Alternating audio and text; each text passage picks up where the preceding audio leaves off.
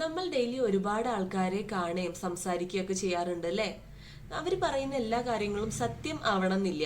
Words can cheat us but body language always tell the truth. Let spot those signals. ഇതിൽ first one എന്താന്ന് വെച്ചാൽ eye contact ആണ്.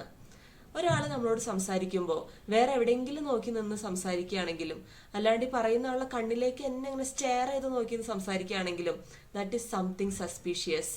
Genuine people always maintain a balanced eye contact, not too much and not too less also.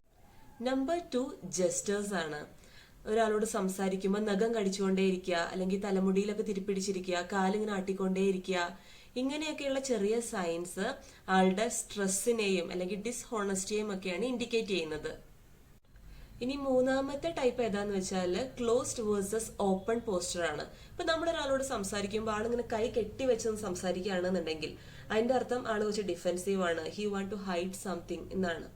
ഇനിയിപ്പോ open ആയിട്ട് കൈയൊക്കെ open ആയിട്ട് സംസാരിക്കുന്ന ഒരാളാണെന്നുണ്ടെങ്കിൽ അതെന്താ ഇൻഡിക്കേറ്റ് ചെയ്യുന്നതെന്ന് വെച്ചാൽ ആള് ഹോണസ്റ്റ് ആണ്, കോൺഫിഡന്റ് ആണ് എന്നൊക്കെയാണ്.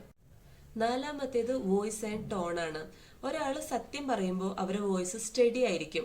ഇനി ഒരാൾ കള്ളം പറയുകയാണെന്നുണ്ടെങ്കിൽ അവരെ പിച്ച് ഹൈ ആവാനോ അല്ലെങ്കിൽ ലോ ആവാനോ ഉള്ള ചാൻസ് ഉണ്ട്. നമ്മൾ ഒരാൾ പറയുന്നത് സത്യമാണോ എന്ന് മനസ്സിലാക്കാൻ വേണ്ടിയിട്ട് അവരെ വേർഡ്സ് മാത്രം ശ്രദ്ധിച്ചാൽ പോരാ, അവരെ ബോഡി ലാംഗ്വേജ് കൂടി ഒന്ന് ഒബ്സർവ് ചെയ്ത് നോക്കി നോക്കൂ.